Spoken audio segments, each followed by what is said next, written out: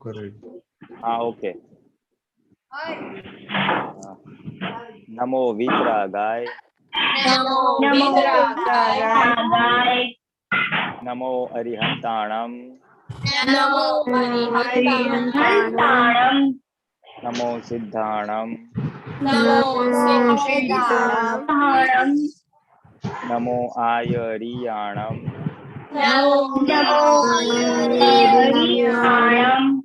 नमो वज्रयाणम नमो लोये सवसाहुणम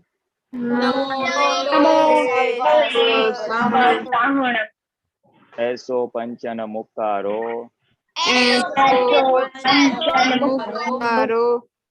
तव पावपनासनो मंगलाणंच सवेसिम पद्मम हवै मंगलम।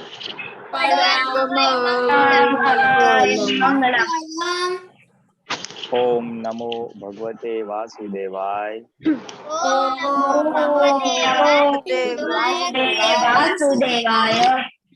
ओम नमः शिवाय जय सच्चिदानंद। जय सच्चिदानंद। जय सच्चिदानंद। ओके, अपन अभी पुरीदानंद जी, खुशी हाँ जी। जम्बू सर से हम प्रेयर सुनेगा, डेली प्रेयर। जय सच्चिदानंद। हे दादा भगवान, आप मुझे ऐसी शक्ति प्रदान करें कि मैं कभी भी अपनी हेल्थ को कॉम्प्रोमाइज ना करूं, ताकि मेरा शरीर रूप साधन मेरे ध्येय को यानी कि पढ़ाई में और सत्संग में मैं हमेशा सहायक बनूं। मैं पढ़ाई में हमेशा सिंसियर रहूंगी। मैं बुरी सोबत और कुसंग से हमेशा दूर रहूंगी। और कुछ भी हो मेरा सत्संग कभी न छूटे, ऐसी आप कृपा करना। प्राप्त मन वचन काया का योग और अपनी आत्मा का उपयोग केवल परोपकार यानी कि जीव मात्र की सेवा में ही मैं करूं, जो सबसे बड़ा मानव धर्म है। मैं हमेशा अपने स्वयं के और अन्य सभी लोगों के साथ जीवन व्यवहार में विश्वसनीय, नैतिक और शुद्ध बना रहूं, ताकि मैं बराबर दादा भगवान जैसा उत्कृष्ट व्यक्तित्व का आदमी बन पाऊं। जय सच्चिदानंद। जय सच्चिदानंद। बहुत अच्छा अटेम्प्ट किया आपने। नेक्स्ट टाइम अच्छे 2 दफा बोलना एवरी डे, तो अच्छा आ जाएगा। ओके। और हाँ। कल एक नया प्रेयर भेजा था स्टडी के बारे में, किसको आता है वो? मुझे आता है। ओके, तो आप बोलिए। हे दादा भगवान, मुझे पढ़ने में और समझने में जो अंतराय और बाधाएं आते हैं, जो एब्स्ट्रक्ट्स आते हैं, उन सभी को तोड़ने का मैं दृढ़ निश्चय करती हूँ। आप ऐसी कृपा करें कि मेरे दर्शन के ऊपर के आवरण टूट जाए और मैं ढंग से अपनी पढ़ाई कर सकूं, ऐसी परम शक्ति आप हमें दे। जय सच्चिदानंद। Oh very good. खुशी जम्बू सर, आपने तो बहुत हाँ। बड़ा काम किया। Very good, very good. Okay Pulidan ji, हम थोड़ा एक्सपीरियंस सुनेगा। तो बच्चे लोग, कल हम फ्राइडे भूल गया था, तो आज लास्ट वीक का परफॉर्मेंस कैसे, आपको ऐसे बोलने का 3 गोल में से इम्प्रूवमेंट हुआ कि मोर इम्प्रूवमेंट इज नीडेड। ओके, क्या करने का नीड नहीं, वही स्कोर कार्ड कुछ नहीं मांगता है। ओके ओके हिताशी जी। जय सच्चिदानंद। पढ़ने में मुझे इम्प्रूवमेंट चाहिए और हेल्थ में इम्प्रूवमेंट नहीं चाहिए। मीन्स के जो है वो चलना चाहिए, और दादा के ज्ञान में इम्प्रूवमेंट है और वो रहना चाहिए। Very good. तो आप एक्सरसाइज स्टार्ट किया? हाँ। Oh very good. ओके हिता दीदी।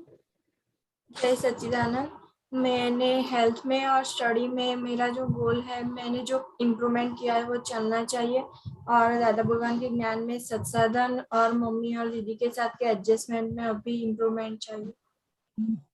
Very good. खुशी दीदी। तो विधि दीदी। जय सच्चिदानंद। हेल्थ में मुझे उठने में इम्प्रूवमेंट चाहिए। स्टडी में मेरा अभी चल रहा है, इंग्लिश का मैंने कल से स्टार्ट किया, वो रेगुलर चलना चाहिए। फिजिक्स में हर रोज करती हूँ, और दादा भगवान के ज्ञान में भी मेरा अहम नहीं दुभाने का वो भी चलता है अच्छे से, वो भी चलना चाहिए। ओके खुशी अहमदाबाद। जय सच्चिदानंद। मुझे हेल्थ में उठने में इम्प्रूवमेंट करना है, स्टडी में मुझे मैथ्स में इम्प्रूवमेंट करना है, और इंग्लिश में थोड़ा थोड़ा इम्प्रूवमेंट हुआ है, और सत्संग दादा भगवान के ज्ञान में सत्साधन करने हैं। Oh very good. तो अपना इतना अच्छा स्कोर आया तो भी मैथ में 100% लाने का है। ओके अनन्या दीदी। जय सच्चिदानंद। मुझे केमिस्ट्री में मेरा इम्प्रूवमेंट हो गया है, मुझे अब इंग्लिश में करना है, वो मैंने स्टार्ट कर दिया है। मैं सुबह जल्दी उठ जाती हूँ, और ये मुझे कंटिन्यू रखना है, और सत्साधन में और अच्छा हो इससे करना है। ओके आपको मालूम है ना कि सम्यक की मम्मी केमिस्ट्री पढ़ाती है, कुछ प्रॉब्लम हो। हाँ, वो सत्संग में कहा था। अच्छा प्रॉब्लम हो तो उसको फोन करने का। ओके देवम। ओके। सच्चिदानंद। मुझे स्टडीज में इम्प्रूवमेंट करना है कि मैं रोज डेली होमवर्क करूं और सत्संग में भी पोस्ट करूं, और हेल्थ में मुझे उठने में करना है क्योंकि मैं हर रोज लेट उठता हूं, और दादा भगवान के ज्ञान में मेरा चल रहा है। ओके मोनिका। हाँ, मेरा हेल्थ में अभी इम्प्रूवमेंट हुआ है, वो चले कंटिन्यू करना है, और दादा भगवान के ज्ञान में भी इम्प्रूवमेंट हुआ था, उसे और ज्यादा करना चाहती हूँ। और स्टडीज में मैथ्स में इम्प्रूवमेंट हुआ था, और अभी फिजिक्स में करना है। Very good. दादी दादी माँ। आज मैंने मम्मी का एग्जाम दिलाया था। ओके खुशी। हाँ, मुझे स्टडीज में मैथ्स में इम्प्रूवमेंट हुआ है, और मुझे वो कंटिन्यू करना है। इंग्लिश में भी स्टडीज थोड़ी थोड़ी आती है अभी, वो भी कंटिन्यू करना है। और उठने में मुझे जल्दी उठना है, रोज सुबह जल्दी, और सत्साधन रोज मुझे 22 से 7 करनी है। ओके और सम्यक। मुझे हाँ बोलो क्या हुआ। 25 कितना है। 18 आउट ऑफ 25 मेरे हाँ। पहले 12 मार्क्स आते थे, 12 11 हाँ इतने तो आते अभी थे अभी। अभी अच्छा प्रेयर करो, अच्छा मेहनत करो। ओके हाँ, सम्यक। हाँ जय सच्चिदानंद। मेरे हेल्थ में तो इम्प्रूवमेंट है, और स्टडी में और दादा भगवान के ज्ञान में इम्प्रूवमेंट लाना है। क्या लाने का है। हाँ क्या इम्प्रूवमेंट लाने का है। तो मेरे को स्टडी में तो एसएस थोड़ा पावरफुल करने का है, और दादा भगवान के ज्ञान में सबका जगत कल्याण का काम करना है। Okay very good. ओ खुशी जम्बू सर आप नेक्स्ट वीक बोलने का आपका आपका एक्सपीरियंस। प्रहर। जय सच्चिदानंद। मुझे मुझे हेल्थ में 6:45 को उठना है, मैं उठता हूँ और अभी भी कंटिन्यू करना है। दादा भगवान के ज्ञान में मुझे सत्साधन पूरे करने हैं, और हेल्थ में एक्सरसाइज भी करनी है, और स्टडीज में मुझे और सिंसियर बनना है। ओके वत्सल। जय सच्चिदानंद। मैं स्टडी में इम्प्रूवमेंट हुआ है, मैं जल्दी उठता हूँ, उसमें इम्प्रूवमेंट हुआ है। रोज मैं सत्साधन भी करता हूँ, और एडजस्ट भी अब होता है दूसरों के साथ। ओके आप एक्सरसाइज करते हैं।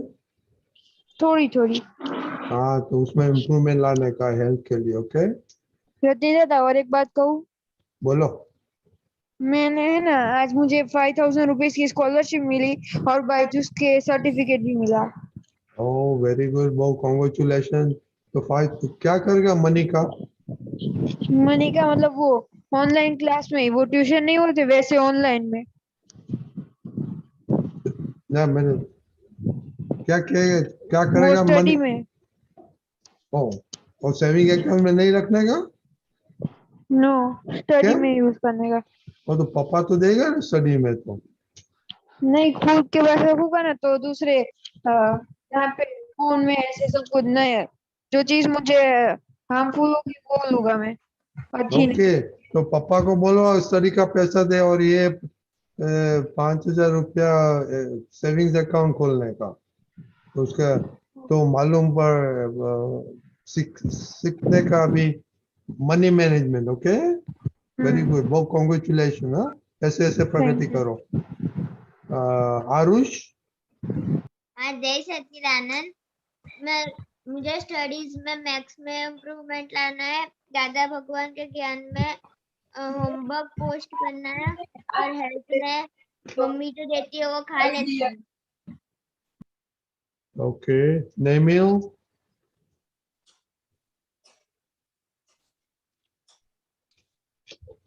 नेमिल। हाँ जय सच्चिदानंद। स्टडी में मेरे को अभी इम्प्रूवमेंट करना है, हेल्थ में भी करना है, और दादा भगवान के ज्ञान में आधा है, और मुझे सत्संग का होमवर्क पोस्ट करना है।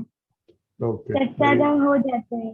Okay very good. Deepakanand ji, आपको कुछ बोलने का है? बाद में पुलिस जी को बोलेगा। वेरी शॉर्ट, उनका प्रोग्रेस अच्छा है और उनके पीछे लगे रहे। हेल्थ में ग्रेजुअली ये जो सूर्य नमस्कार भेजा है ना, वो बहुत कंसोलिडेटेड एक्सरसाइज है। उसमें हमारे सारे शरीर में जो ग्रंथियां है, पोषक ग्रंथियां है, वो जागृत होती है, तो और हमारी हेल्थ बिल्कुल नॉर्मल रहेगी। तो ये लाइफ टाइम अगर हो जाता है, सीख लेंगे तो बहुत अच्छा रहेगा। जय सच्चिदानंद। अच्छा ओके, पुलिस आपने सुना, सबने इम्प्रूवमेंट किया है, मोर इम्प्रूवमेंट तो करने का, तो आप बात तो करिए थोड़ी मिनट। अच्छी बात है, अच्छी बात है कि सबने पहली बात तो अपना प्रोग्रेस अच्छी तरह से मॉनिटर किया है, देखा है, और काफी बच्चों ने कहा कि मुझे पढ़ाई में या दादा भगवान के उसमें इम्प्रूवमेंट करना है। हेल्थ में मोस्टली सबने रखा हुआ है। आपका वॉइस अच्छा नहीं आता है, थोड़ा कट होता है, नॉइज आता है। कट हो रहा है? हाँ, नॉइज आता है? नहीं नॉइज आता है। हाँ, आवाज आता है? हाँ अभी अच्छा है, अभी अच्छा है। अभी अच्छा है ना? हाँ, लो लो आवाज था। हाँ ओके, नहीं तो बस मेरे को सबका प्रोग्रेस तो अच्छा ही है। और आज मैं उल्टा कहूँगा, जिन जिन लोगों को ऐसा लगा कि इस बाबत में मुझे इम्प्रूवमेंट करना है, कुछ ने दादा भगवान के उसमें इम्प्रूव करने को कहा, किसी ने पढ़ाई में कहा, किसी ने हेल्थ में कहा। उसमें अगर आपको कोई स्पेसिफिक प्रश्न है तो मैं आपके ऊपर छोड़ देता हूँ आज, कि कुछ पूछना है तो कुछ हो सके तो मैं गाइड करूँगा। उन लोग का राजा। तो पुलिस जी उन लोग ट्रैक करते हैं, मोस्टली हेल्थ में उठने का प्रॉब्लम होता है उन लोग को। That is a common factor among everybody, most of the people.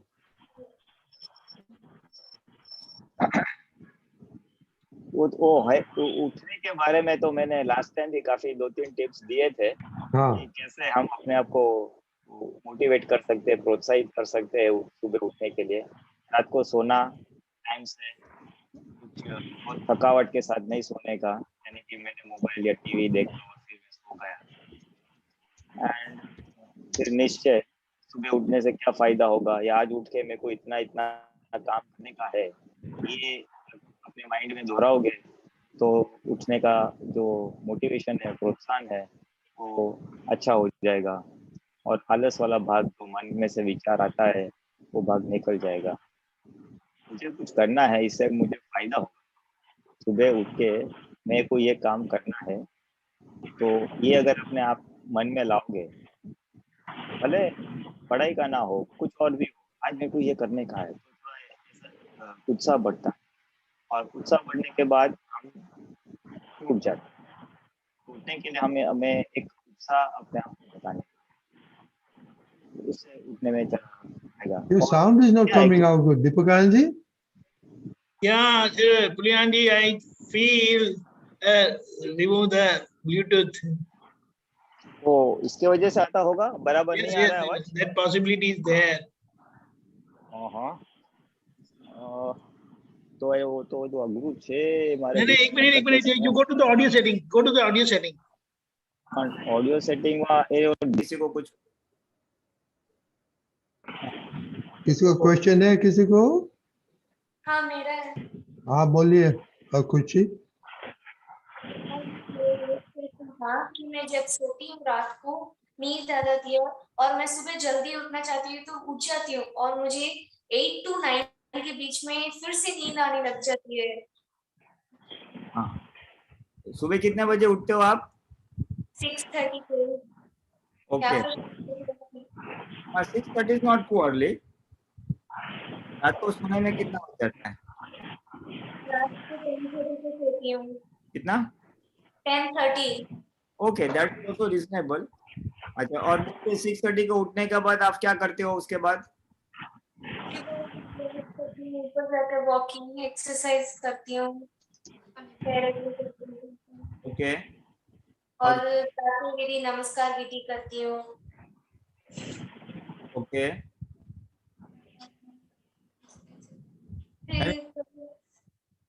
तो लेकिन एक्चुअली अगर इतना उठने के बाद अगर आप एक्सरसाइज करते हो तो नींद नॉर्मली आना नहीं चाहिए। फिर चाय नाश्ता वगैरह, ब्रेकफास्ट वगैरह? ब्रेकफास्ट 9 to 10 के बीच में करती हूँ। तो 8 बजे नींद आती है, that's what you are saying? हाँ, 8 के 9 के बीच में। Take bath and continue some physical work, तो नींद चली जाएगी। फिर वो प्रैक्टिस करना पड़ेगा। Normally there is no reason for के नींद आने को कोई कारण नहीं है। रात को इनफ स्लीप है, सुबह इतना जल्दी उठते नहीं हो, and specially if you do an exercise and all, तो I don't think it should be unless there is some deficiency in somewhere, any check hemoglobin or some nutritional, some vitamins are less or something, तो ये सब होने की संभावना है। Haemoglobin check करने की करो, कभी कभी लो हेमोग्लोबिन होता है, तो this can happen. Pulyanji, does she feel sleepy after breakfast or before breakfast? Breakfast के पहले। She takes breakfast at 9 or 10, between 9 and 10, and she feels sleepy at 8 o'clock in the morning. ऐसा है ना? हाँ, so then I think anemic या ऐसा कुछ होगा, because physiologically I don't think there's any, there is something, some vitamins or hemoglobin. Typically hemoglobin low होता है तो ये नींद वाला चैप्टर आ जाता है। मैं उस समय फ्री हो जाती हूँ, कुछ भी काम नहीं होता है। तो generate some work and non-reading work, पढ़ाई वाला काम मत करो, दूसरा कुछ करो। तो पढ़ोगे तो वापस आंख गहरे जाएगी, तो फिर वापस नींद की संभावना है। Either you say कीर्तन भक्ति और some पद, और घर का कुछ काम करो, या some physical work, you know, या फिर पानी या शरीर का उपयोग है। डाइवर्जन करने से वन ऑफ द पॉसिबिलिटीज की नींद नहीं आएगी। या तो फिर would it be okay if you take breakfast at that time? It is suitable? हाँ, रेडी नहीं होता होगा, right, I know. So I think nutritional wise थोड़ा देखना पड़ेगा, otherwise I really don't see other way. ये पहले से है कि अभी है? पहले से ही है। हाँ, बस तो it could be a nutritional deficiency. Haemoglobin check करा लो, ब्लड टेस्ट में होता है। ओके, सही सच्चिदानंद। नेमिल? हाँ, मेरे को क्वेश्चन है। बोलिए। मेरा क्वेश्चन ये है कि अगर नेगेटिव थॉट्स आ गए तो क्या करने का? कौन से टाइप के नेगेटिव थॉट आते हैं? मेरे को आज दोपहर को ऐसा थॉट आया कि पढ़ा हुआ तो कुछ काम का नहीं आता, कुछ पढ़ना वढ़ना नहीं है। कुछ पढ़ने का नहीं, ऐसा क्यों थॉट आया? ऐसे ही अचानक ही आ गया। हाँ, तो निकाल देने का उसको। नहीं, मुझे पढ़ने का ही है, मुझे होशियार बनने का है, मुझे आगे बढ़ने का है। रोज प्रेयर तो बोलते हो कि मैं पढ़ाई में ऐसा करूँ, ये करूँ, जो प्रेयर इतने बोलते हो आप, और नेगेटिव थॉट आया तो उसको हटा देने का बस। नहीं, मुझे ये पढ़ने का है, मुझे इतने मार्क्स लाना है, कुछ एक टारगेट बनाओ, यू वांट टू अचीव, कुछ आगे बढ़ना है। बस तो ये नेगेटिव थॉट को कैंसल करके मुझे ये करने का है, उसका ऑपोजिट पॉजिटिव थॉट करने का, उसका उल्टा पॉजिटिव थॉट करने का, तो उसके असर से मुक्त हो जाओगे, नेगेटिव थॉट के असर से मुक्त हो जाओगे। ओके, बताना बाद में कैसे होता है। ओके ओके, जय सच्चिदानंद एवरीबॉडी। जय सच्चिदानंद पुलिंग दादा। जय सच्चिदानंद पुलिंग दादा। जय सच्चिदानंद मनीषा बहन,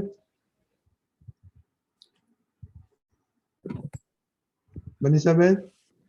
जय सच्चिदानंद पुलिंगानंद जी। हाँ, जय प्रणाम। जय सच्चिदानंद। जय सच्चिदानंद। ये रिलेटिव टर्मिनोलॉजी जो है वो हम बार बार यूज करते हैं, रिलेटिव। तो ये रिलेटिव मुझे समझना है, क्योंकि ऐसा लगता है कि मैं शुद्धात्मा हूँ और बाकी सब रिलेटिव ही है। तो फिर उसको रिलेटिव को मुझे रिलेटिव कैसे समझना, क्योंकि वो बहुत सारा रियल लगता है। हाँ, रिलेटिव कैसे कहेंगे एग्जैक्टली दादा के अंतरराष्ट्रीय मुझे? I mean, you can be in, it is Hindi today, right? Hindi, yes yes yes. हाँ, हिंदी। नहीं, अच्छी बात है, ये एक प्रश्न अच्छा है। मुझे एक दादा भगवान की छोटी सी बात याद आती है। मैं जरा गुजराती में थोड़ा पढ़ता हूँ। जेनो व्यवहार व्यवहार छे तेनो निश्चय निश्चय छे। आपने रिलेटिव बोला ना, रिलेटिव यानी अगर गुजराती में बोलूँ तो व्यवहार दृष्टि या व्यवहार, और रियल यानी परमानेंट या आत्मा। तो यहाँ पे दादा का एक वाक्य है कि जिसका व्यवहार व्यवहार है वास्तव में, उसका निश्चय निश्चय है। निश्चय यानी आत्मा।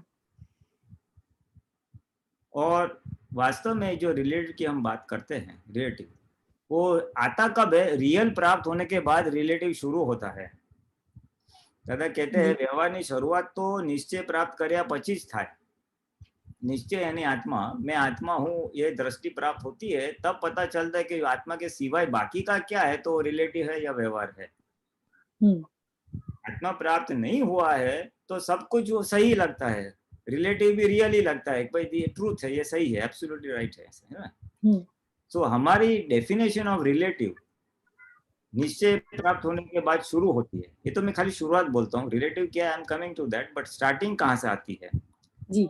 हमारे लिए रिलेटिव का महत्व आया कहाँ से?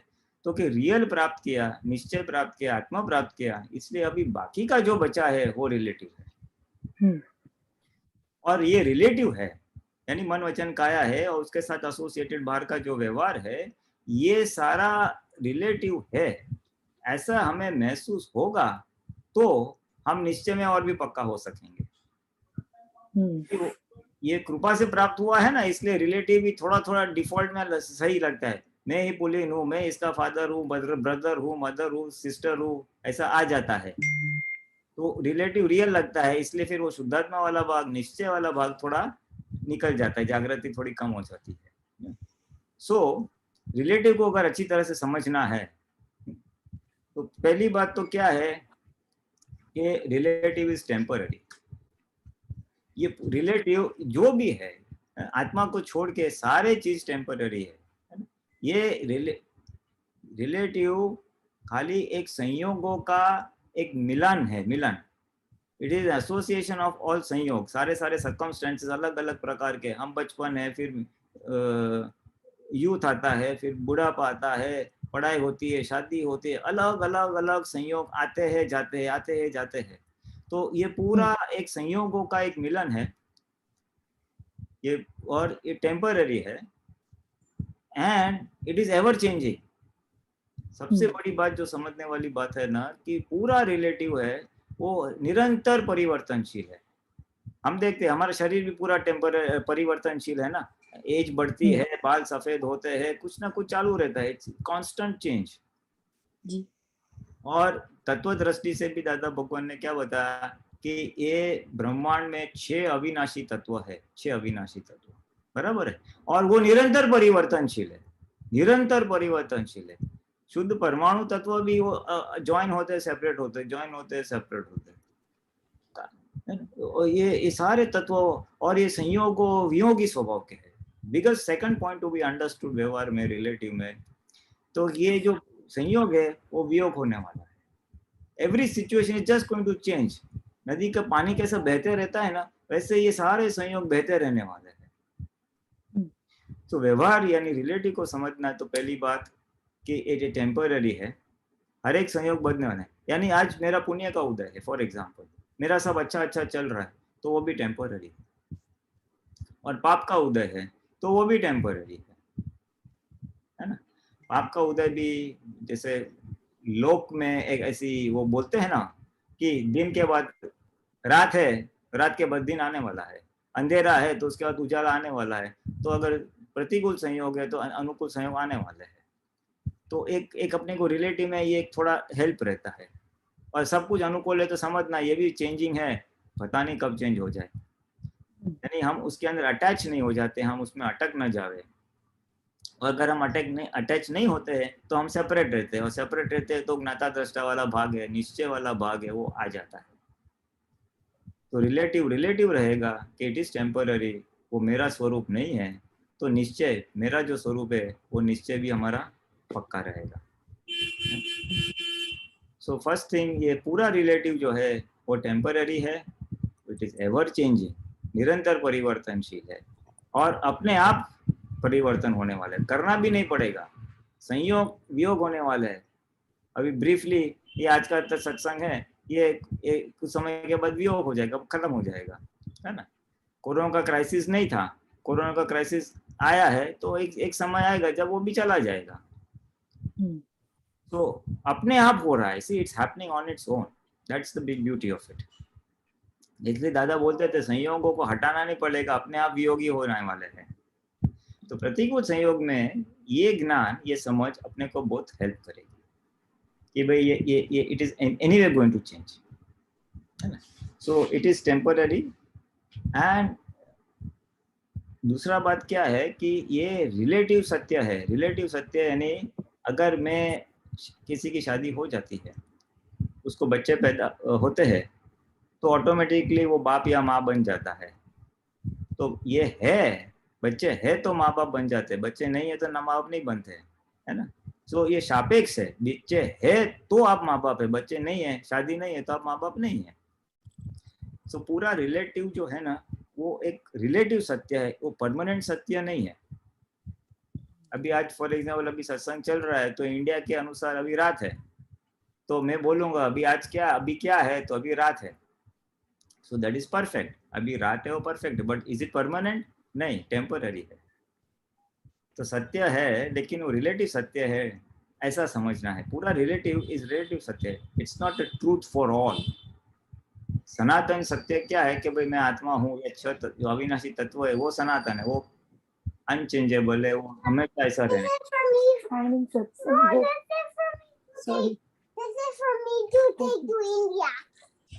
सो एक तो इट्स टेम्पररी, निरंतर परिवर्तनशील, एंड ये हमारा जिसको हम सत्य मानते हैं वो भी एक रिलेटिव सत्य है। मैं तेरा बाप हूँ, तुम्हें मेरा सुनना चाहिए, भाई ऐसा जरूरी नहीं है, वो रिलेटिव। इस जन्म में तुम बाप हो, क्या थे, है ना। So this is one way of, another way of understanding ये व्यवहार। तीसरा व्यवहार समझने का क्या है कि जो हमने किसी को दिया है वो ही हमारे पास वापस आएगा। दूसरों शब्दों में जो हमने कॉजेस किए हैं वो कॉजेस के इफेक्ट आने वाले हैं। मैंने किसी को सुख दिया है तो मुझे सुख मिलेगा, किसी को दुख दिया है तो दुख मिलेगा। यानी ये हमारा ही प्रोजेक्शन है, रिलेटिव टेम्पररी है, चेंजिंग है, तो उसका निर्माण किसने किया है? वो जनरेटेड दैट, हमने ही किया है। हमने जिस प्रकार से उसको कॉज डाले हैं उस प्रकार से आएगा। इसलिए हमने जो दिया हुआ है पिछले अवतार में या कॉज डाले हैं, तो उसका हमको ही वापस रिजल्ट मिलेगा। ये एक समझ हमें बहुत हेल्प करेगी रिलेटिव समझने में, कि जो आ रहा है मेरे साथ या मेरे पास आया है व्यवहार में, वो मेरा ही दिया हुआ मेरे सामने आया है, मेरा ही प्रोजेक्शन है। मैंने अगर लोगों की बहुत सेवा की है तो मेरी कोई सेवा करने वाला मिलेगा, और मैंने लोगों की सेवा नहीं की है तो मेरी सेवा करने वाला नहीं मिलेगा। और फिर अगर मैं कंपेयर करूं कि दूसरा का ऐसा है या मेरा नहीं है, तो उसमें जवाब आ जाता है कि जो दिया है वो ही आएगा। किसी के पास 2 भाई है, एक के पास बहुत पैसा है, एक के पास नहीं है, तो उसको समझना चाहिए कि जिसके पास पैसा है तो उसने जरूर कुछ ऐसे पुण्य का उपार्जन किया है, बहुत सुख दिया होगा दूसरों को, पुण्य उपार्जन, तो आज उसको लक्ष्मी का योग अच्छा है। और जिसको लक्ष्मी का योग नहीं है तो उसने इतना पुण्य नहीं जमा किया होगा, हो सकता है कुछ गलत काम भी किए हो, तो इसलिए आज उसको वो नहीं प्राप्त हो रहा है। यानी जो हम दिया है उस वही हमको रिटर्न आता है। ये हमारा ही प्रतिबिंब है एक प्रकार से, it is our reflection, you know. तो व्यवहार को समझना है तो इस प्रकार से हम समझ सकते हैं। कभी कभी उसमें क्या होता है कि हम बहुत मेहनत करते हैं लेकिन हमको फल नहीं मिलता है, यानी हमको या तो हमको रिकॉग्निशन भी नहीं मिलता है। यश नाम कर्म अगर नहीं है तो यश नहीं मिलेगा, और कोई यश नाम कर्म लेके आया तो उसने नहीं किया तो भी उसको बोलते नहीं, आपकी वजह से मेरा ये काम हो गया।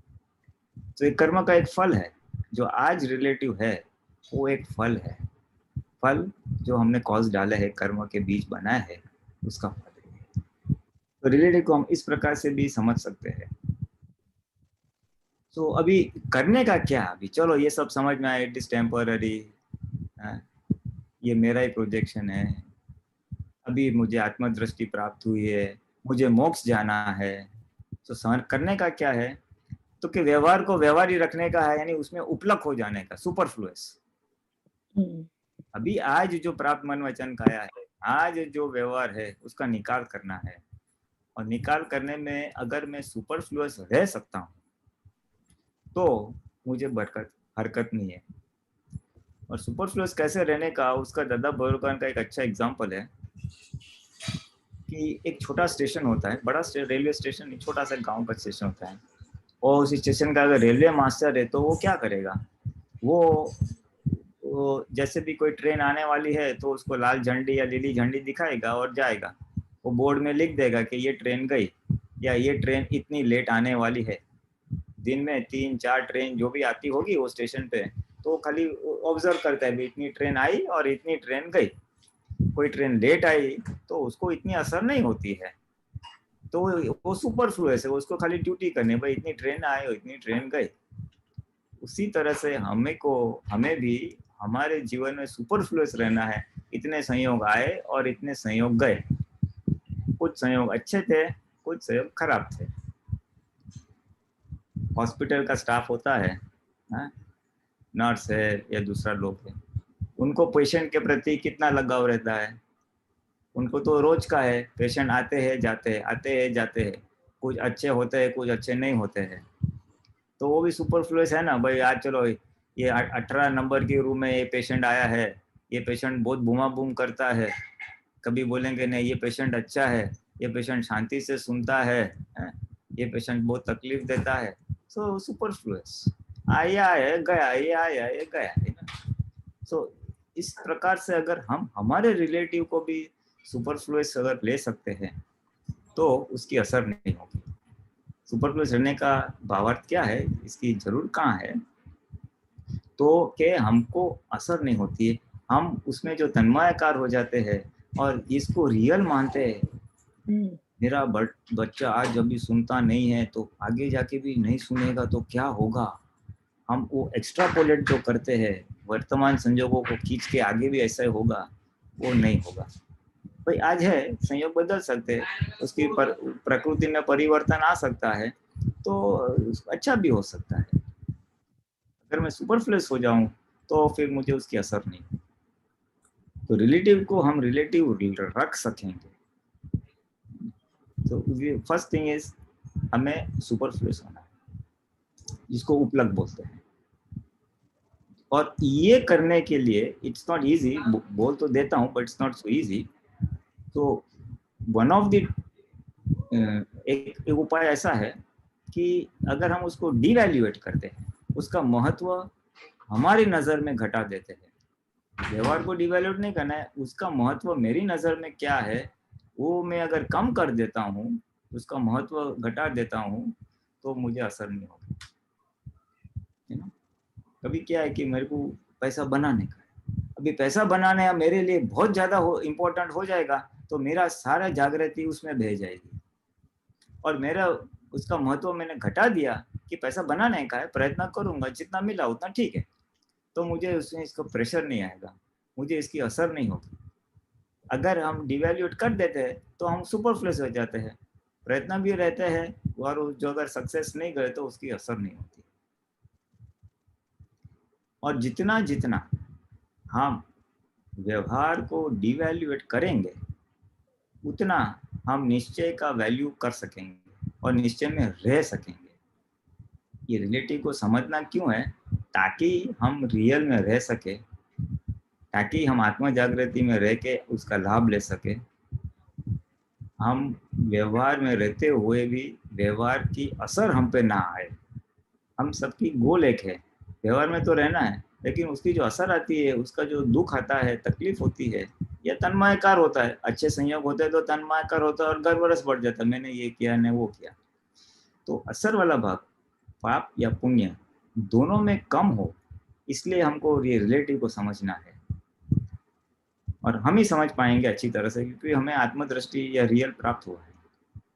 तो व्यवहार जितना मैं समझ पाऊँ उतना मैं निश्चय में रह सकूंगा। तो जितना मैं उसका डिवैल्यूएट करूंगा तो उतना मेरा निश्चय की मुझे कीमत बढ़ जाएगी। एंड वैसा वर्षा भी है, निश्चय का मेरे लिए महत्व जैसे जैसे बढ़ेगा, नहीं आत्मा में रहने का है, आत्मा जागृति बढ़ाने की है, मोक्ष ही जाने का है, जितना मेरे नज़र में मेरा निश्चय का इम्पोर्टेंस बढ़ जाएगा तो व्यवहार का इम्पोर्टेंस कम हो जाएगा। और व्यवहार का इम्पोर्टेंस कम हो गया तो और भी मुझे निश्चय में रहने में सहायता होगी। तो निश्चय में न रहने देने का जो डिस्चार्ज भरा हुआ माल है हमारा प्रकृति का और बाहर के संजोगों का, अगर उसका महत्व कम कर देते हैं तो हमको प्रॉब्लम नहीं है।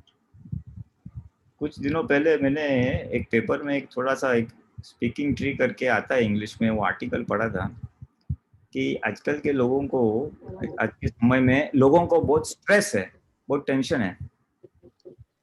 तो one of the reasons of stress is the over emphasis on the result और outcome of what we are doing. हम जो काम कर रहे हैं उसका जो परिणाम है आने वाला है, उसके ऊपर हमारा बहुत भार रहता है। मुझे पैसा कमाने का है, मुझे ये करने का है, आज मेरा सत्संग अच्छा होगा कि नहीं होगा, मस्त सत्संग होना चाहिए। अगर मैं उसके ऊपर इतना भार रखता हूँ और उसमें कुछ गड़बड़ होती है तो मुझे बहुत दुख होता है। परिणाम के ऊपर अगर बहुत विशेष हमारा महत्व रहता है, भार रहता है, तो हमें तकलीफ होती है। और दूसरा डर रहता है, मुश्किल का डर रहता है, तकलीफ आएगी तो डर रहता है, तकलीफ नहीं होनी चाहिए, डर, तो हम व्यवहार से डर जाते हैं। तो दादा ने क्या बोला, शूरवीरता रे लाओ जो, कायर बनो ना कोई दी, कष्टों से रखो। तो व्यवहार में अगर डर आता है, सॉरी मुश्किलें आती है, तो डरने की जरूरत नहीं है। आया तो आया, हमारा ज्ञान के हिसाब से क्या बोलते हैं उसको, कि प्रतिकूल आते हैं तो उसको तप में ले जाने का। तो अगर हम तप का पाया मजबूत करते हैं, देखा जाएगा, तो भी हमको व्यवहार की असर नहीं होती। सो ये दो फैक्टर्स भी काम करते हैं व्यवहार को डिवैल्यूएट करने में या उसका इम्पोर्टेंस हमारे नज़र में घटाने के लिए। और ये सब में हमारी बुद्धि एक वन ऑफ द ऑब्स्ट्रक्शन आ जाती है। बोल तो दिया devaluate, but it's not so straightforward, क्योंकि हमारा भरा हुआ माल में से एक जो हमारे डिजाइन होती है, ये सही है, ये गलत है, ऐसा होना चाहिए, ये सही, वो पोतापणु जिसको बोलते हैं, वो पोतापणु ब्लॉक कर देता है। नहीं नहीं ऐसा थोड़ी चलता है, ऐसा तो करना ही पड़ेगा ना। हाँ। तो ये पोतापणु भी हम ऑब्जर्व करेंगे और उसके ऊपर हमारा पुरुषार्थ रहेगा तो व्यवहार डिवैल्यूट होने में हमको सहायता करेगी। सामान्य तौर से हमारी डिस्चार्ज होती, दूसरा एक प्रॉब्लम क्या है कि हमारी जो डिस्चार्ज हो रही हुई बुद्धि जो है, हमारी विपरीत बुद्धि जो डिस्चार्ज है, वो भी हमको कभी ब्लॉक करती है।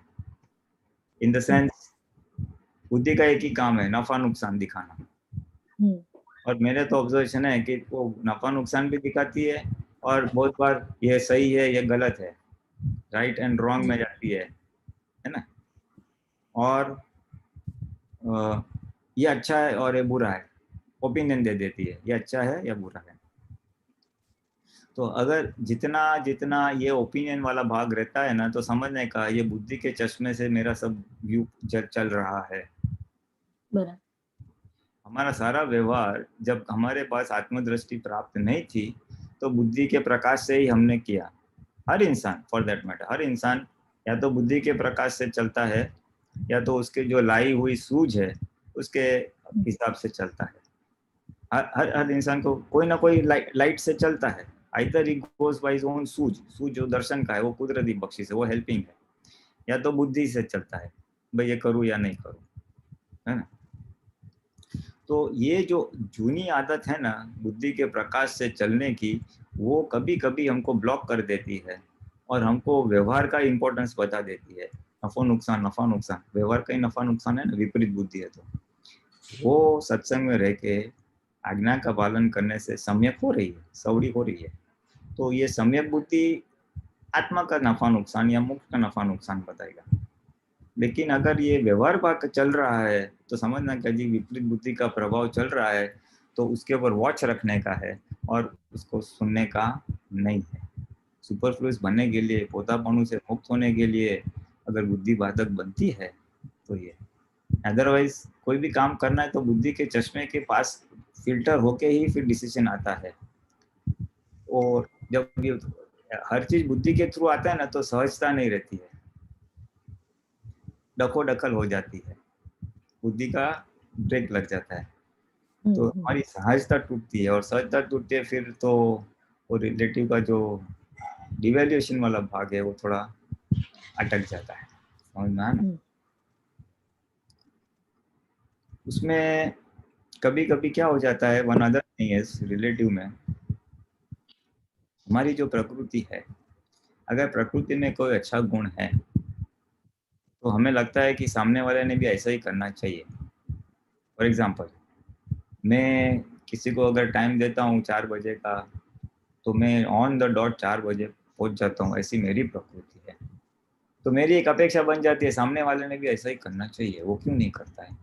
और अगर वो टाइम पे नहीं आता तो मेरा परिणाम ऊपर ऊंचा नीचा हो जाता है ना। मैं टाइम से उठता हूँ सुबह, सबने उठना चाहिए, इतना लेट कहाँ उठता है।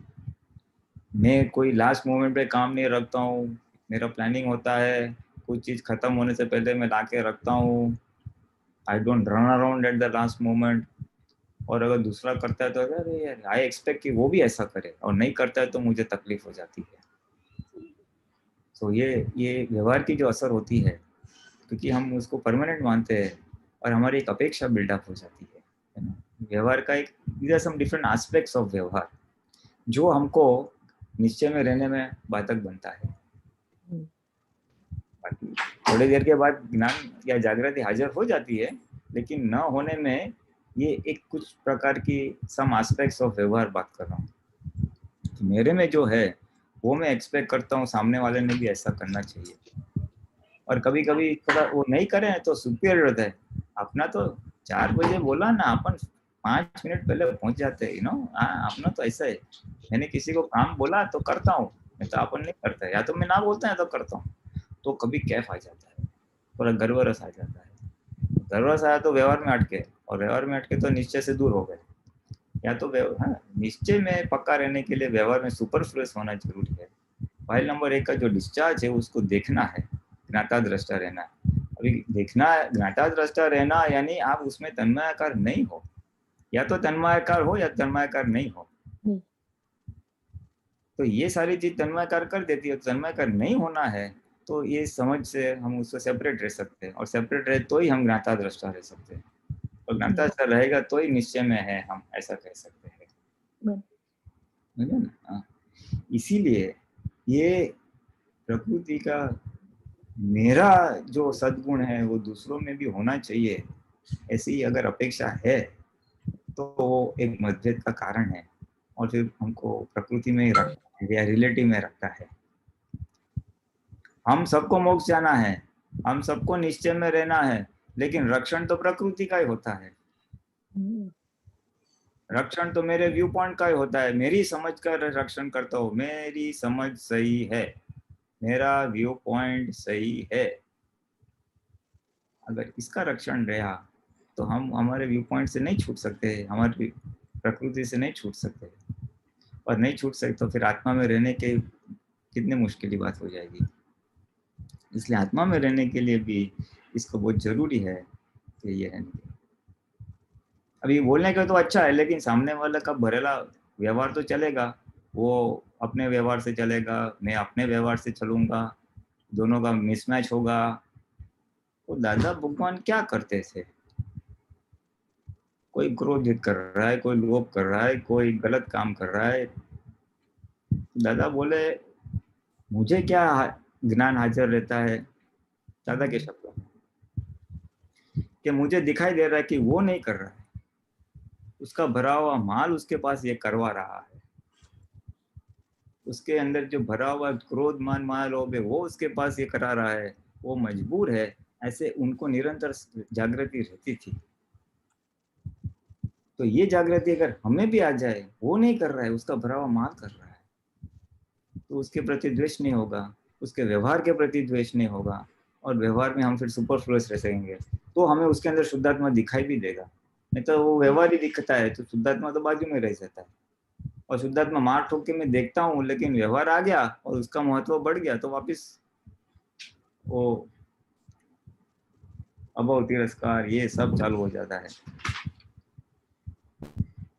इसलिए अगर मुझे ये समझ में आए कि वो नहीं कर रहा है, उसकी प्रकृति या भरा हुआ माल कर रहा है, तो मैं फिर उसके लिए सुपरफ्लुअस रहूंगा, और सुपरफ्लुअस रहूंगा तो स्यादवाद वाणी वर्तन मनन जो है वो सब चालू हो रहेगा।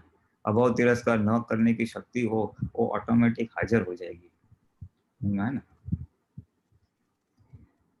टकराते हैं कभी कभी व्यवहार में, हम किसी का मतभेद होता है तो दादाजी बोले अगर आप किसी के साथ टकराए ना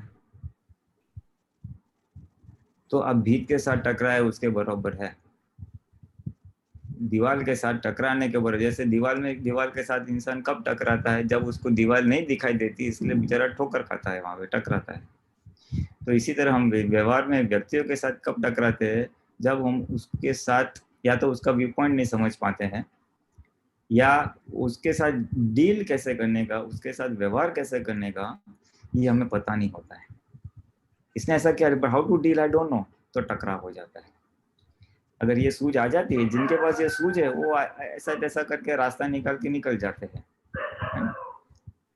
तो जैसे दीवार के साथ कब टकराते हैं कि हमें दीवार नजर नहीं आती है, इसीलिए व्यवहार में कब टकराते हैं? जब हमें उसके साथ व्यवहार क्या करूं वो समझ में नहीं आता है, सूझ नहीं पड़ती है तब। इसलिए ये सूझ बढ़ाने वाली बात है, और सूझ बढ़ेगी तो व्यवहार अच्छी तरह से होगा, और अच्छी होगा तो फिर उसकी असर कम होगी, और फिर हम उसके साथ टेम्पररी है, सुपरफ्लुअस है, ये सब रहेगा। तो ऐसे काफी चीजें हैं जो हमें हेल्प करती है। और सुपरफ्लुअस हम रहे, सामने का वो नहीं कर रहा है, सामने का भरा हुआ माल कर रहा है, तो अभिप्राय भी हम नहीं देंगे उसको, ये अच्छा है ये बुरा है। दादा बोले अभिप्राय होना ही नहीं चाहिए। अभी एकदम ओवरनाइट तो नहीं जाएगा, लेकिन एक रह सकता है कि जो है वैसे स्वीकार, संयोग है, वियोगी स्वभाव का है, टेम्पररी है, व्यवहार है, ये सब फिर फिट होगा वहां पे। अभिप्राय नहीं देने का है या ऐसा नक्की करते हैं तो व्यवहार समझ में आए, टेम्पररी रिलेटिव है, परमानेंट नहीं है, मोक्ष जाना है, आत्मा में रहना है, तो ये सब चीज सपोर्ट करेगी एक दूसरे को। अभिप्राय नहीं देना, स्यादवाद ऑटोमेटिक आ जाएगा। और फिर अल्टीमेटली सो उसका ये सब लाने का सॉल्यूशन तो आखिर 5 आज्ञा में ही है कि सामने वाले ने ऐसा किया नहीं, वो करता नहीं, व्यवस्थित करता है। जितना जितना व्यवस्थित करता समझ में आएगा उतना वो करता दिखेगा, तो उसके व्यवहार की असर नहीं होगी। मैं क्या करूँ उसके साथ, तो संभव से निकाल करूँ। प्रकृति दिखती है तो शुद्धात्मा भी देखूँ साथ में। सो ये और ये सब याद रहे, इसके लिए सत्संग में बैठूं मैं, 5वीं आज्ञा। तो आंसर तो सब इसी में है, और व्यवहार को अव्यवहार समझूं तो मेरा निश्चय निश्चय रहेगा, है ना। ये मुझे लगा थोड़ा व्यवहार को अच्छी तरह से समझने में थोड़ी ये ज्यादा की 4-5 बातें हैं जो हमें हेल्प कर सकती है। जी, जैसे बुद्धि है हाँ, तो खड़ा होता है, अंदर मोह ममता खड़ी होती है, तो बुद्धि उसको फर्ज के नाम पे टर्न करा देती है कि नहीं नहीं ये फर्ज है ना। तो ऐसे अंदर जो एग्जैक्ट कषाय को पकड़ के उसको उससे छूटना है ना, वहां बुद्धि थोड़ा गोल घुमा देती है। वो समझ में आता है। हाँ, वो बुद्धि है ना, वो प्रज्ञा का कपड़ा पहन के काम करती है। लगता है कि नहीं वो तो फर्ज है, तो लेकिन फर्ज है तो फर्ज की तरह से करने का है। हॉस्पिटल में जाओ तो सिस्टर की फर्ज है इंजेक्शन देने का, दवाई देने का, ये करने का, वो करने का। अभी पेशेंट नहीं करता है तो क्या उसके साथ झगड़ा नहीं करेगी, क्यों नहीं करते हो, वो अपनी फर्ज भर के चली जाएगी। सुपरफ्लुअस। तो वैसे भी हमें भी ये हमारी जो फर्ज है, ये मेरी फर्ज जरूर है, लेकिन वितरागता के साथ फर्ज निभानी है। उसको भी दुख ना हो, मुझे भी दुख ना हो, इस तरह से फर्ज को निभानी है। ये समझ अगर रहेगी तो फिर हमें जो बुद्धि रॉन्ग या मिसगाइड करती है उससे हम बच सकते हैं। क्योंकि तभी हम व्यवहार में सुपरफ्लुअस रह सकेंगे, नहीं तो आई थिंक सुपरफ्लुअस रहना इज नॉट दैट इजी। अगर ये समझ नहीं है तो बिल्कुल। अभी नर्स का आपने एग्जांपल दिया हॉस्पिटल का, तो कैसे सुपरफ्लुअस रह के सब काम करती है, क्योंकि उसको वहां ममता नहीं है पेशेंट से, वो एज अ जॉब उतना करती है। यहाँ जब कषाय की चिकाश है साथ में, वहां सुपरफ्लुअस नहीं रहते हैं, ऐसा लगता है। अभी आपने जो बोला ना उस हिसाब से मेरा ये पकड़ में आया मुझे, तो I have to watch on that. हाँ, यानी दोष के रूप में देखे तो ममता है, पंता पोतापणु जो भी है, और अंतस्करण के लेवल पे देखे तो विपरीत बुद्धि है। तो और ज्ञान की दृष्टि से देखे तो मैं उसको रिलेटिव या सुपरफ्लुअस नहीं देख पाता हूँ, मैं उसको रियल मान रहा हूँ। तीनों व्यू पॉइंट्स अगर हम देखेंगे तो हमको पता चलेगा कि एरर कहाँ पे है, और तीनों जगह से हम इसको ज्वाइन कर देंगे तो हमारा प्रगति हो सकती है। निश्चय में हम रह सकते हैं, आत्मा में रह सकते हैं, वितराग रह सकते हैं। आपने बहुत अच्छे से समझाया पूरा रिलेटिव, तो इसको मैं 1-2 बार और सुनूंगी तो थोड़ा और पकड़ में आएगा। बहुत ही अच्छा था। जय सच्चिदानंद। कीर्ति बहन। जय सच्चिदानंद फुलेनानंद जी। जय सच्चिदानंद। आप्त सूत्र नंबर 5 માં सूत्र नंबर છે 3473 અને 3474। तो अनम्यूट करो। I did. Thank you. Can you hear me now? Yes, go ahead. Yes. Okay. सूत्र नंबर 3473 અને 3474. Oh, I'm sorry, 3483 અને 3484. એટલે એમાં પહેલું વાંચું છું, શરીર ઊંચું નીચું થાય, કોઈ દાડો તો હાલી પણ જાય, એ બધો દેહનો સહજ સ્વભાવ, અને આત્મા પર પરિણામમાં નહીં, એ સહજ આત્મા. સહજ આત્મા એટલે સ્વપરિણામ. એટલે આ જે પ્રકૃતિને સહજ કરવાનું મેં પહેલા ક્વેશ્ચન થયેલો પણ હજુ સમજવા પ્રયત્ન કરી રહ્યા છે કીર્તિબેન. એટલે જાણવું હતું કે સહજ બધું બની જ રહ્યું છે આ પ્રકૃતિ એ કેમનું જોવું.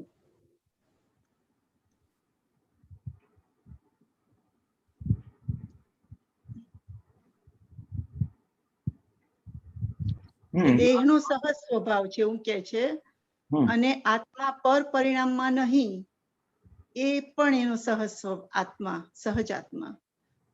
હા એટલે આજે આપણો अंतरात्मा वाला भाग છે ને એટલે એ पर परिणाम में नहीं, अरे सॉरी, ये जो हमारा अंतरात्मा वाला आत्मा है वो पर परिणाम में नहीं, यानी प्रकृति में अगर वो तन्मायाकार नहीं होता है, वो सब प्रकृति से सेपरेट रहता है, उसको देखता है, तो वो सहज आत्मा हो गया.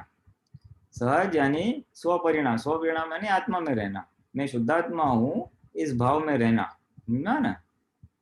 हाँ એટલે शरीर में परिणाम चेंजेस आएंगे कि उसको कुछ गर्मी लगी या कुछ जलन हो गया तो हिलेगा.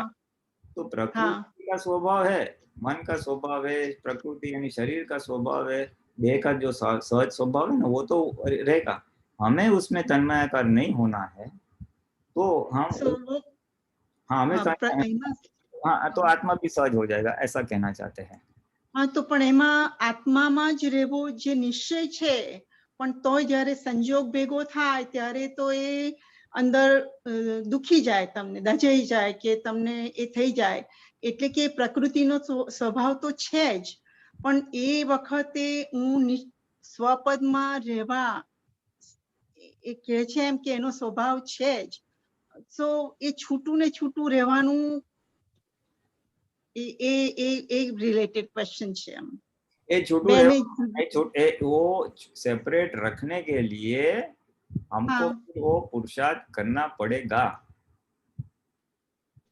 नोई मारू वन ऑफ द पुरुषार्थ इज जो प्रकृति में परिणाम हो रहे हैं वो मेरे नहीं है, यानी नोई मारू नोई मारू नोई मारू 10-15 बार बोलोगे तो वो पर परिणाम में जो तन्मयकार हो रहे हैं वो भाग नहीं होगा. हाँ हाँ हाँ આમાં ઘણું લખ્યું છે. હા એટલે એ તમારે જાગૃતિ પૂર્વક એ બધું જાગૃતિ ધ્યાનમાં રાખો, જાગૃતિમાં રહેવું છે એ નિશ્ચય પ્લસ તમે એ આવે ત્યારે નોય મારું એ સ્વભાવમાં આવવા માટે તમારે જાગૃતિ અવેરનેસ વધારે માટે એ પ્રમાણે ઉપયોગ હોવો ઘટે. કરેક્ટ? हाँ એટલે नोय मारू ए वन ऑफ द पुरुषार्थ से, देयर कुड बी अदर पुरुषार्थ, जो संजोग है उसके हिसाब से दूसरा पुरुषार्थ भी हो सकता है. ये तो मैंने ये शरीर ऊंचा नीचा और पर परिणाम वाली बात आई ना, इसलिए मैंने कहा ये. और प्रकृति दूसरा अगर मैं सूत्र पढ़ूं 84 બરાબર. પ્રકૃતિના ભાવમાં હોય જ છે, કંટ્રોલ કરવાની તમારે જરૂર નથી. તમે સહજ ભાવમાં આવ્યા તો પ્રકૃતિ સહજ ભાવમાં છે જ, यानी प्रकृति तो अपना परिणाम आके देके जाने वाली है. हमें हाँ हमें आत्मा में रहना है तो ऑटोमेटिकली वो डिस्चार्ज होके चली जाएगी हमको. हाँ प्रकृति सहज भाव એટલે જેમ છે તેમ બહાર પડી જવું તે 85 નંબર का सूत्र 3485. बराबर. हाँ तो जेम से तेम यानी क्या है, जिस भाव से भरा हुआ है प्रकृति उसी भाव से वो डिस्चार्ज होगा. तो वो अपने आप निकल जाएगा और हमें उसको देखना है. हाँ पण आ देखવું છે પણ એટલે કે પ્રકૃતિ એનું થયા જ કરે છે. પ્રકૃતિનો સહજ ભાવ 85 માં એટલે જેમ છે એમ બહાર પડી જવું તે. એટલે આમાં પાછું કહે છે કે પડી જવાનો પ્રયત્ન કરવાનો કહે છે in 85. Nine. It will happen. Effect will come into play. It will happen. પડી જવું તે. એ છે જેમ છે તેમ બહાર પડી જવું તે. એ અચ્છા એટલે એની મેળે થયા કરે એનો મીનિંગ એવો થયો. આપ જરા એ સમજાવો ને 85 નું. હા એની મેં સહજ ભાવ એટલે જેમ છે તેમ બહાર પડી જવું, જેવું ભરેલું છે એવું બહાર નીકળશે, જૈसा ભરા है वैसा बाहर निकलेगा. बहुत क्रोध भरा हुआ है तो क्रोध बाहर निकलने वाला ही है, लोभ भरा है तो लोभ निकलने वाला ही है। जब निकलता है तब उसके अंदर में तन्माकार हो न हो वो मेरा पुरुषार्थ है। सो वन इज नो मारू, सेकंड पुरुषार्थ इज हम बोले अपने आप को कि भाई फाइल नंबर 1 से बातचीत करो कि भाई ऐसा हाँ बातचीत करो, गलत काम क्यों करता है, दादा की आज्ञा पालो, अभी मोक्ष जाने का है, अभी ये संसार में देखने का नहीं है, तो ऐसा क्यों करते हो, ऐसा फाइल नंबर 1 से बातचीत कर सकते हैं, उससे भी अब फायदा हो सकता है। रिवर्स शक्ति मांग सकते हैं, ऐसा ना करने की शक्ति दे, जो भी दोष है उसका ऑपोजिट। तो इससे भी हम सेपरेट रह सकते हैं, नोई मारू बोल से भी सेपरेट रह सकते हैं, है ऐसे ऐसे अलग अलग पुरुषार्थ से हम उसको सेपरेट रह से, तो क्या होगा, भरा हुआ माल निकलेगा और जाएगा, निकले और जाएगा, और हमें बाध्यता नहीं आएगी, हमें मुश्किल ही नहीं आएगी। हाँ हाँ ठीक है, बराबर। बराबर। प्रीतिबेन, हाँ हाँ बराबर। जय सच्चिदानंद। जय सच्चिदानंद। ओके कश्यप भाई।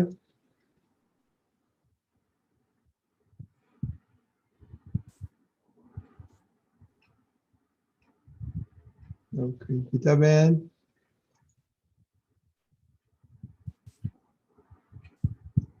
જય સચ્ચિદાનંદ. ભુલીનાનંદજી સાહેબ, જય સચ્ચિદાનંદ સાહેબ. અહીંયા દાદા ભગવાન કહે છે કે મન પરમાણુઓનું બનેલું છે, તે ગૂંચળું છે, તે પ્રત્યક્ષ છે, અપ્રત્યક્ષ શું છે તો કે કઈ જાતના પરમાણુઓથી બંધાયેલું છે, માન્યતાના પરમાણુઓથી તે બંધાયેલું છે, અસ્થાને રહેલું ચેતન છે, તે ચેતનની માન્યતાથી બંધાયેલું છે. એટલે સુધી સમજણ પડી સાહેબ. પણ પછી એક વાક્ય મૂક્યું છે દાદા ભગવાને કે મન એ ભ્રાંત પૂર્વાત્મા છે. એમાં થોડો પ્રકાશ આપો ને સર. મન એ ભ્રાંત પૂર્વાત્મા છે. રેફરન્સ ઓ બુક નંબર 4 પાનું 6A, તારીખ 31/8/68, વડોદરા. नीचे page 3 of 42, minding number 3. Okay. માને ભ્રાંત પૂર્વાત્મા એટલે શું? પૂર્વાત્મા એટલે પહેલા ચાર્જ કરેલું. हिंदी। हाँ, पूर्वात्मा यानी पिछले अवतार। हाँ, पिछले अवतार में जो मैंने चार्ज किया है, चार्ज किया, हाँ, ओपिनियन देके हाँ हाँ, और वाणी में व्यक्त करके जो मेरा चार्ज हुआ है, हाँ, ये उसको पूर्वात्मा बोला। अहंकार उसमें तन्मय कर रहा है, इसलिए वो व्यवहारात्मा को उस तरह से बात किया है पूर्वात्मा। भ्रांत यानी कि वो रिलेटिव है ना, वो लगता है कि ऐसा है, वो है नहीं, बात तो वास्तविकता नहीं है, भ्रांति है। तो ये शब्द प्रयोग क्या है कि सामने वाला जो निमित्त है ना उसके अधीन होती है। तो हाँ, तो थोड़ा ऐसा हम रेफरेंस टू कॉन्टेक्स्ट उसको लेने का है। हाँ जी। और उसका जो मर्म है, वो कहने का जो मेन उसका अर्क है, वो अर्क पकड़ लेने का। पूरा शब्द टू शब्द ऐसा जाने की जरूरत नहीं। हाँ। ચેતનની માન્યતાથી બંધાયેલું છે મન, તે તો ભારાંત પૂર્વાત્મા છે। हाँ। आत्मा है तो वो भ्रांत व्यवहार आत्मा खड़ा हो गया है ना। हाँ, हाँ, हाँ। और उसकी मान्यता सुख की मान्यता ना, ये सुख, इसमें सुख मिलेगा, ये सही से, ये गलत है, तो ये मान्यता है। और मान्यता से पिछले अवतार में जो हमने ओपिनियन दिए उस हिसाब से आज मन बना है ऐसा, इसलिए उसका मीनिंग इतना है थोड़ा बस। એટલે એ પણ આપને કોઈ ऐसा ही लगता है ने कि ये चेतननी मान्यताથી બંધાયેલા है, એવું આપણને એવું લાગે, પણ एक्चुअली અંદર ચેતન નથી ને એમાં। हाँ, चेतन तो છે ને, ચેતનની માન્યતા એટલે મિશ્ર ચેતન છે ને, કોઝ કરતી વખતે મિશ્ર ચેતનનો ભાગ છે ને, મિશ્ર ચેતનનો ભાગ છે ને। हाँ हाँ हाँ, મિશ્ર ચેતન તો છે ને। हाँ हाँ हाँ, મિશ્ર ચેતન। હવે એને તો આપણે ભ્રાંત પૂર્વાત્મા છે, બરોબર સાહેબ? આપને બોલ્યા ને દાદા ભગવાન की તો હવે એને આપણે जितना જોયા કરીએ इतना जो કરીએ તો એ ભ્રાંત પૂર્વાત્મામાં જે બનેલા है तो थोड़ा कम असर वाला बने એવું हाँ થાય। हाँ, जितना हम देखोगे उतना असर कम हो जाएगा। हाँ हाँ जितना हाँ बरोबर बराबर। हाँ समझ पड़ी साहब। ठीक है ठीक है मैं हाँ जी साहब, हाँ जी साहब, जय सच। जय सच्चिदानंद। कश्यप भाई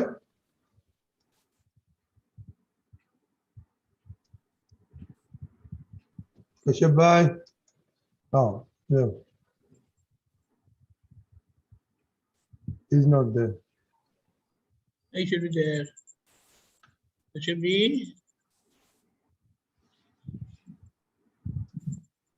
Dr. Kashyap ji, Kashyap ji, नहीं I think he might okay. okay तो अभी 2-3 मिनट है पुलिराज जी। तो अभी पुरुषार्थ चल रहा है पहली 3 आज्ञा पे, तो उसमें आप कुछ बताना चाहे? Especially focus on number 3 is now focusing on number 3 for Mahatmas. और आपका कुछ एक्सपीरियंस हो तो बताना। बस मेरा तो अगर एक्सपीरियंस कहूँ ना कि जैसे जैसे मुझे व्यवस्थित करता है, जागृति में रहेगा चालू व्यवहार में, तो सामने वाला अकर्ता दिखाई देगा। आज जहाँ जहाँ मुझे लगता है कि इसने ऐसा किया, ये नहीं करना चाहिए, राइट है रॉन्ग है, तो वहाँ पे अगर मैं रख देता हूँ कि वो नहीं कर रहा है, व्यवस्थित शक्ति कर रहा है, तो मुझे वो अकर्ता दिखाई देता है। और जब मुझे वो अकर्ता दिखाई देता है तो फिर उसके प्रति जो मेरा अणगमा है वो पूरा टूट जाता है। वो नहीं करे व्यवस्थित करे, वो नहीं करे व्यवस्थित करे, तो मैं उसको अकर्ता देखता हूँ तो मुझे उसको निर्दोष देखने में हेल्प होता है। और निर्दोष देखने में हेल्प होता है ना, तो फिर उसके प्रति कोई नेगेटिव फीलिंग्स नहीं रहती है। और जब नेगेटिव फीलिंग्स नहीं रहती है तो मुझे फिर ये 9.5 कलम को रूपक में लाने में हेल्प होता है। जो नेगेटिव नहीं है तो फिर मैं उसके अहम नहीं डुबाऊंगा, नेगेटिव फीलिंग नहीं है तो मुझे बहुत तिरस्कार नहीं आएगा, तो वो अपने आप 9 कलम सहज हो जाती है। व्यवस्थित शक्ति करता है देखने में। और दादा ने तो वहाँ तक कहा है कि व्यवस्थित अगर पूरा समझ में आए तो केवल ज्ञान हो जाए। तो थोड़ा थोड़ा समझ में आता है और उस हिसाब से हमको लाभ भी होता है, और इसी को आगे बढ़ाते बढ़ाते हमें पूर्णाहुति तक लेके जाने का है। अभी तो मुझे इतना। Very good very good. देखो क्या आपको कुछ करने में बोलने का है? ऐसा है ना कि मेरे देखने में ऐसा आया है कि जो मैं कुछ बातें करता हूँ ना वो करेक्ट होती है, और जो दूसरे तरफ से दूसरों की ओर से कुछ भी आता है तो वो सही नहीं है। तो इसके लिए वो व्यवस्थित एक्सेप्ट करने नहीं देता। तो धीमे धीमे किसी की भी बात आती है तो मैं ऐसे देखता हूँ कि ये व्यवस्थित का ऑर्डर है। देखो आप पहले से ना बोलेंगे तो वो सही नहीं है, तो आगे जाने दो उनको, तो व्यवस्थित अपने आप अनफोल्ड हो जाएगा। लेकिन हम अपने मान्यता के चक्कर में, पकड़ में, आग्रह में बंधा जाते हैं, उसके प्रभाव में आ जाते हैं, और जो सामने से आता है ना उसे हमारी यह पकड़ और आग्रह के कारण हम रोक देते हैं, जिसके कारण झगड़ा होता है। और हमारे अंदर अंदर के लोगों में ही होता है, नजदीक के लोगों में ही होता है, खास करके घर पर। तो ये जब होता है तो फिर बोले, इसको कहते हैं कि दूध का दूध पानी का पानी हो जाएगा। कई बार हम बोलते हैं तो बात बिगड़ती है, लेकिन नहीं बोलते हैं और जो उसका परिणाम आता है तो बाद में उनको ही समझ में आ जाता है कि मेरा सही था कि गलत था। आप सामान्य भाव से बोलिए कि मुझे ऐसा लगता है, फिर भी आपको जो करना है वो करिए, ऐसा आप समझे? हाँ, वेरी गुड। ये जीवन व्यवहार में और घर के घरेलू एक दूसरे के रोज बरोज के व्यवहार में ये बहुत सामान्य परिस्थितियां आती है इससे, और यहीं पर झगड़ा हो जाता है। और यहीं पर भी इस तरह से ये समझ रखने से कि आखिर में व्यवस्थित है, आपको जो लगता है वो बड़े आग्रह बगैर कहेंगे विनम्रता से, क्योंकि मुझे ऐसा लगता है, लेकिन हम करेंगे, आप समझे? Very good, very good. तो फिर झगड़ा मिट जाता है। हाँ, क्या बेकार में जो खींचातानी होती है ना, और सूर ऊंचा हो जाता है, बहुत ठीक नहीं है। आप ओके, बोलिए। लास्ट क्वेश्चन આવે ક્વિકલી લઈ લેને का પુલિદાનજી। સીધાબેન, મારો ક્વેશ્ચન નથી સાહેબજી, ખાલી આજે આપણે રિલેટિવ ની વાત કરી તેનું બે લીટી દાદા ભગવાને કહ્યું છે ને એમ બોલું જરા બુકમાંથી। રેફરન્સ આપજો પહેલા।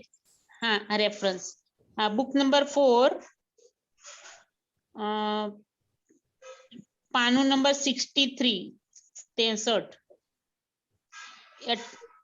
28/10/68, 68, વડોદરા। नीचे पेज 28 of 42।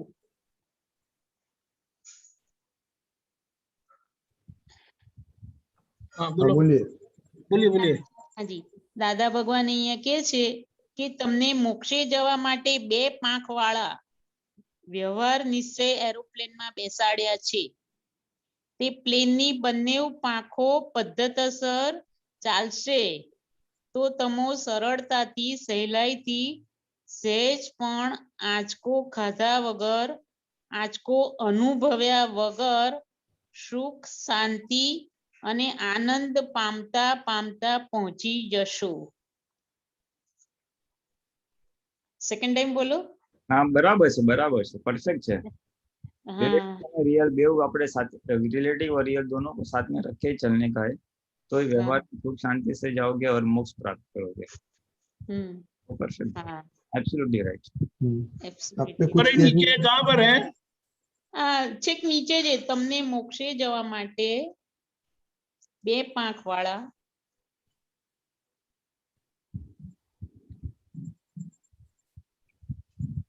एक मिनट। Okay, go ahead. उसमें गीता में आपको कुछ क्वेश्चन है कि ऐसे स्टेटमेंट है आपका? ના ના, આપણને આ રિલેટિવ ની આજે વાત કરી ને પુલિનાનંદજી સાહેબે પહેલા ક્વેશ્ચન માં, તો એના ઉપર આ દાદા ભગવાને સરસ વાત મૂકી હતી અહીંયા। अच्छा, ओके। કે મોક્ષે જવા માટે બે પાંખ વાળું વિમાન, વ્યવહાર અને નિશ્ચય વાળું। पुलिस आपको कुछ आगे कुछ कहने का है इसमें? नहीं, बस it is fine, self explanatory है, बिल्कुल सही बात है, बिल्कुल सही बात। उन्होंने खाली एक इंफॉर्मेशन ऐड किया, खाली उन्होंने पढ़ा हुआ है, शी जस्ट सप्लीमेंटेड, सो आई बस इट्स इनफ। बराबर, ओके, वेरी गुड। तो अपना भी टाइम हो गया है, तो पुलिस जी प्लीज त्रिमंत्र गीता बहन प्लीज बोलो।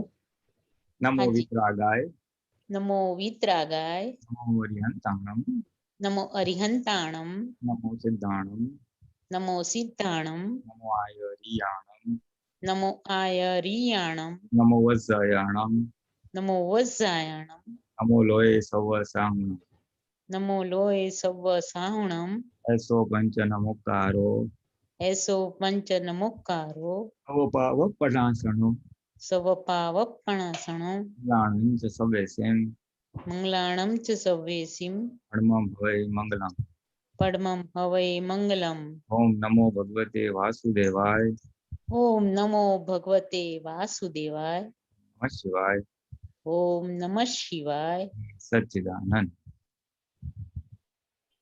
जय सच्चिदानंद। जय सच्चिदानंद।